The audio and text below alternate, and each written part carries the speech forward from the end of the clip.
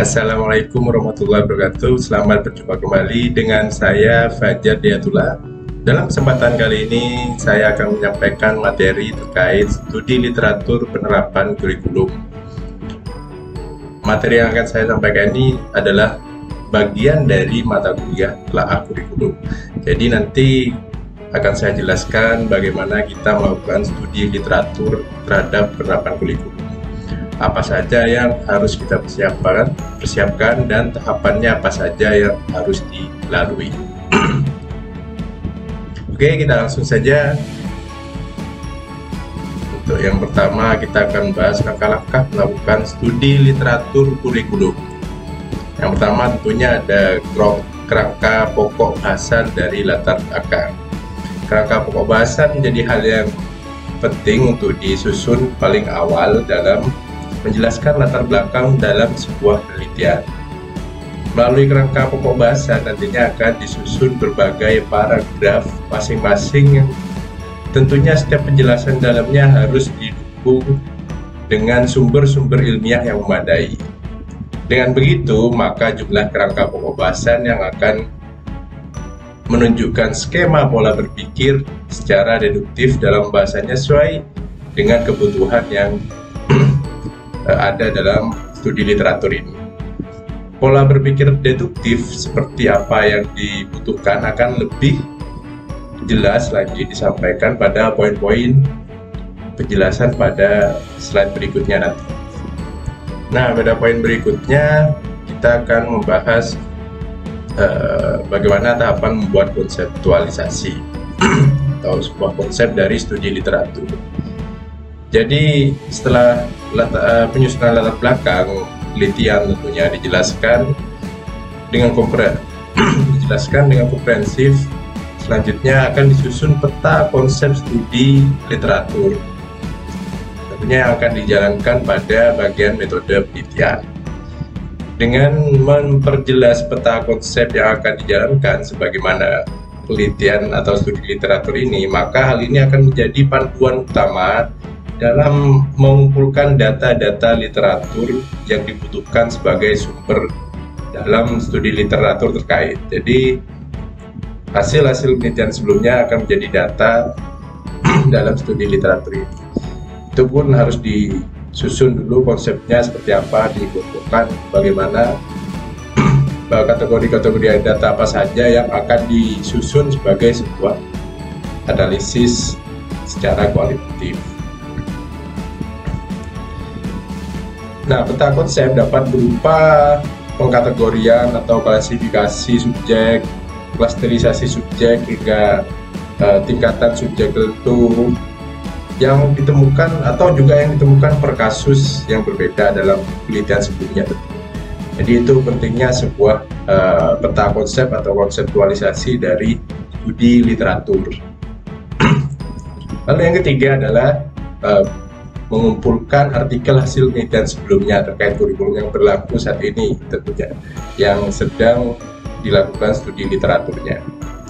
Mengumpulkan studi literatur penelitian sebelumnya terkait kurikulum yang berlaku saat ini adalah bagian utama dalam tahapan ini. Dengan menggunakan sumber literatur yang berdasarkan latar belakang dan peta konsep yang akan dibahas dalam studi ini, diharapkan dapat menjadi sumber data yang akan dibahas dalam penelitian nantinya. Tentunya hal ini akan lebih detail dijelaskan pada poin-poin pembahasan berikutnya dalam materi yang akan saya sampaikan ini terkait latar belakang maupun hasil penelitian.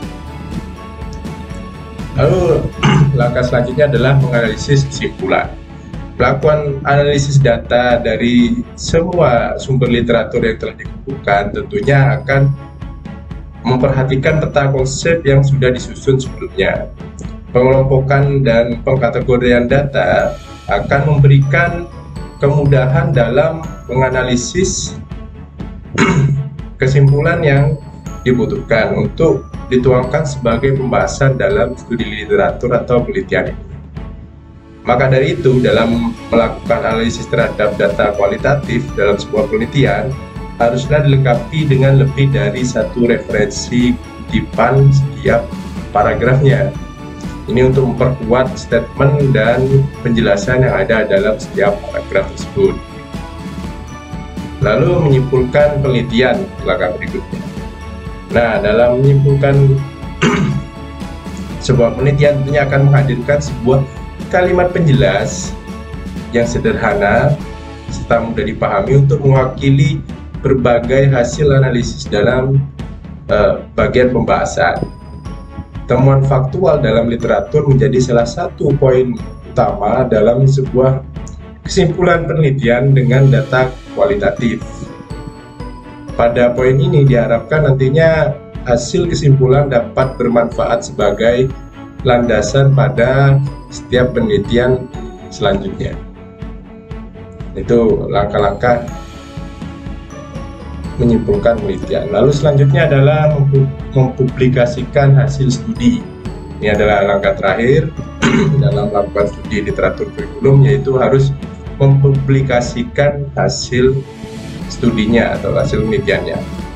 Jadi mempublikasikan hasil penelitian pada saat ini merupakan salah satu keharusan untuk menyebarluaskan hasil dan kinerja penelitian atau hasil studi literatur yang telah dilakukan. Target publikasi yang terindeks dari berbagai mesin pengindeks nasional maupun internasional harus menjadi sasaran publikasi yang ingin dicapai. Dalam skala nasional telah tersedia Science and Technology Index miliknya Indonesia atau sering disebut SINTA, yang merupakan mesin pengindeks nasional yang dimiliki oleh Indonesia. Sedangkan pada skala internasional ada Scopus, WOS, Thomson Reuters, dan berbagai mesin pengindeks lainnya. Jurnal ilmiah yang menjadi tempat publikasi yang terindeks secara nasional maupun internasional akan menjadi salah satu poin penting yang menjamin hasil studi telah sesuai dan diakui secara nasional maupun internasional. Jadi itu salah satu poin penting, tujuannya ada mengapa langkah terakhir dari studi literatur kurikulum adalah sebuah publikasi. Oke, kita lanjutkan pada slide berikutnya. Kita akan membahas terkait kerangka pokok bahasan pada latar belakang. Yang pertama, kita harus perhatikan bahwa penyusunan kerangka pokok bahasan latar belakang harus memperhatikan pola berpikir deduktif dalam pembahasannya. Studi literatur yang memiliki karakteristik pembahasan secara komprehensif dari berbagai sumber tentunya membutuhkan kesesuaian yang pasti dalam pokok bahasan latar belakang dengan subjek penelitian. Pola berpikir deduktif tentunya menjadi alur dan pola berpikir utama dalam menyusun sebuah latar belakang, di mana dengan pola berpikir deduktif pembahasan akan melalui pembahasan secara umum dan garis besarnya ke arah hingga pembahasan secara khusus. Pada akhirnya atau lebih mudahnya dapat disebut dari umum ke khusus pembahasannya. Pola berpikir deduktif jadi seperti itu. Lalu poin kedua yang harus diperhatikan dalam menyusun kerangka pokok bahasan latar belakang, setidaknya tersedia minimal 5 paragraf dari latar belakang tersebut. Nah, minimal 5 paragraf dalam menyusun latar belakang tentunya bukan sebuah hal yang terlalu banyak. Bahkan lebih dari 5 paragraf tentunya masih memadai dalam mendukung latar belakang yang baik dari sebuah studi literatur. Paragraf pertama akan disampaikan pokok bahasan secara umum. Ya. Itu kenapa tadi pola berpikirnya secara deduktif yang terkait dengan subjek studi, yaitu kurikulum yang berlaku saat ini, hingga mengerucut pada paragraf terakhir yang 5 atau lebih paragraf terakhir disampaikan pokok bahasan yang lebih khusus atau detail yang sangat erat kaitannya dengan kurikulum yang berlaku saat ini juga. Maka dari itulah pada setiap paragraf nantinya harus spesifik membahas satu pokok bahasan saja yang didukung oleh berbagai kutipan untuk memperkuat pokok bahasan pada setiap paragrafnya atau memperkuat penjelasan pada setiap paragraf yang disampaikan dalam latar belakang tersebut. Kita lanjut pada poin ketiga, yaitu pokok bahasan ditunjang dari 2 kutipan jurnal hasil penelitian. Membahas tentang kutipan dalam setiap pokok bahasan yang dituangkan dalam satu paragraf tentunya harus berasal dari berbagai sumber penelitian sebelumnya, tulisan ilmiah. Lebih dari satu sumber kutipan diharapkan dapat memberikan gambaran yang memadai dalam penyampaian setiap pokok bahasan pada masing-masing paragraf. Maka dari itu, lebih dari satu kutipan setiap paragraf ini tentunya harus berasal dari hasil penelitian terkini, yaitu setidaknya 10 tahun terakhir referensinya itu yang dikutip dalam setiap paragraf. Jadi referensinya harus berasal dari 10 publikasi 10 tahun terakhir. Itulah mengapa di poin yang keempat adalah minimal kutipan berasal dari publikasi 10 tahun terakhir. Dengan mengumpulkan berbagai sumber kutipan atau referensi dari 10 tahun terakhir diharapkan dapat memberikan pengetahuan dan temuan terkini sesuai dengan kebutuhan subjek literatur, yaitu kurikulum yang berlaku saat ini. Kutipan yang dapat digunakan tentunya harus hasil tulisan ilmiah dalam artikel jurnal hasil penelitian, tentunya terkait dengan kurikulum yang berlaku saat ini, sehingga akan menunjang penyusunan latar belakang masalah penelitian dengan lebih komprehensif lagi. Oke, kita lanjut. Pembahasan berikutnya terkait metode. Nah, metode penelitian, studi literatur tentunya. Poin pertama yang harus diperhatikan adalah desain penelitian kualitatif, karena studi literatur ini merupakan penelitian jenis penelitian kualitatif. Jadi jika melihat jenis-jenis penelitian kualitatif, desainnya ada fenomenologi, yaitu desain penelitian dengan fenomenologi ini sering digunakan dalam anggapan umum terhadap pengalaman subjektif dari bermacam-macam jenis ataupun tipe subjek yang ditemui selama proses penelitian berlangsung. Jadi dia langsung mewawancarai pengalaman-pengalaman subjektif dari sumber-sumber atau sampel-sampel yang dia temui. Lalu ada juga desain dengan teori dasar. Pada umumnya desain penelitian kualitatif dengan teori dasar ini mengarah pada berbagai penemuan dasar atau juga minimal bertujuan untuk mengaitkan sebuah teori yang sudah ditemukan oleh peneliti sebelumnya. Lalu juga ada jenis studi kasus. Desain penelitian kualitatif dan studi kasus ini akan membuat arah fokus penelitian terpaku pada satu fenomena yang dipilih atau ditemukan peneliti yang disampaikan sebagai subjek penelitian itu sendiri. Jadi ini yang paling tepat untuk studi literatur. Desain penelitiannya kualitatifnya adalah desain penelitian dengan teori dasar. Nah, mengumpulkan berbagai kesimpulan dari penelitian sebelumnya.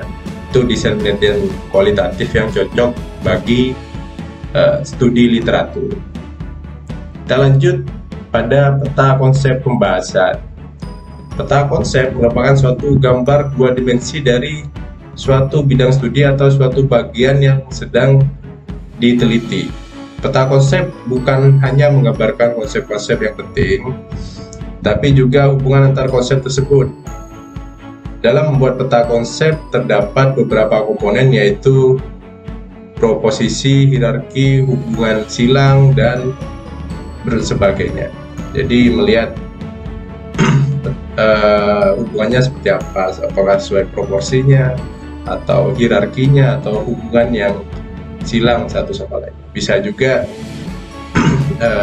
berdasarkan kategori, misalkan kelas tinggi dan rendah atau tingkatan pendidikan yang berbeda, nanti disusun sesuai dengan kebutuhan studi literatur yang dilakukan tentang konsepnya. Lalu berikutnya yang harus diperhatikan adalah teknik pengumpulan datanya. Jadi teknik pengumpulan data yang sesuai dengan studi literatur adalah teknik pengumpulan data dokumentasi yang digunakan. Teknik pengumpulan data dengan dokumentasi dapat berasal dari dokumen-dokumen terkait dengan subjek ataupun objek yang sedang diteliti atau sedang dilakukan studi literaturnya. Dokumentasi yang dapat digunakan sebagai data dapat berupa buku, monograf, ataupun tulisan-tulisan yang terkait dengan subjek ataupun objek yang sedang diteliti. Namun pada hal ini khususnya digunakan dokumen-dokumen dari artikel hasil penelitian sebelumnya supaya hasilnya lebih sesuai karena berdasarkan riset yang sudah dilakukan. Jadi teknik pengumpulan datanya adalah teknik pengumpulan data dengan dokumentasi. Oke, selanjutnya adalah teknik analisis data. Teknik analisis data dilakukan secara deskriptif yang umumnya digunakan pada studi literatur berdasarkan data kualitatif yang setelah dikumpulkan dan dikelompokkan tadi sesuai kebutuhannya atau dikategorikan sesuai kebutuhannya. Analisis deskriptif pada penelitian kualitatif akan berbeda dengan analisis deskriptif pada penelitian kuantitatif.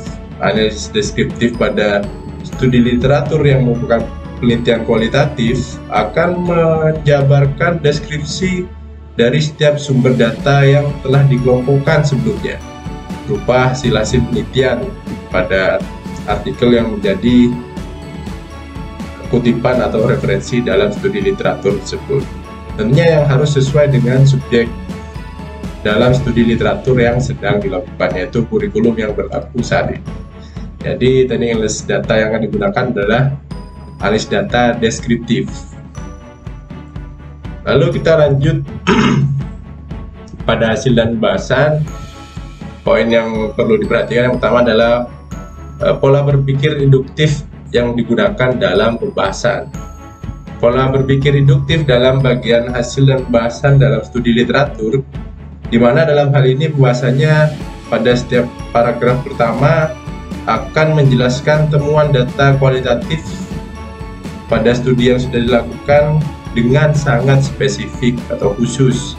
Sedangkan pada pokok bahasan selanjutnya akan cenderung berkembang lebih luas lagi hingga pada pokok bahasa terakhir dalam bagian ini atau paragraf ini menyampaikan dampak dari subjek studi secara luas atau general, dampaknya kepada subjek terhadap masyarakat, misalkan implementasinya atau perkembangannya seperti apa, pada dunia pendidikan, kurikulum itu dampaknya seperti apa, itu akan dibahas di akhir pokok bahasan atau di akhir paragraf pada bagian hasil dan pembahasan ini. Atau dalam hal ini lebih mudahnya alur pembahasannya adalah secara khusus di awal hingga pada akhirnya secara umum, keterkaitannya apa saja.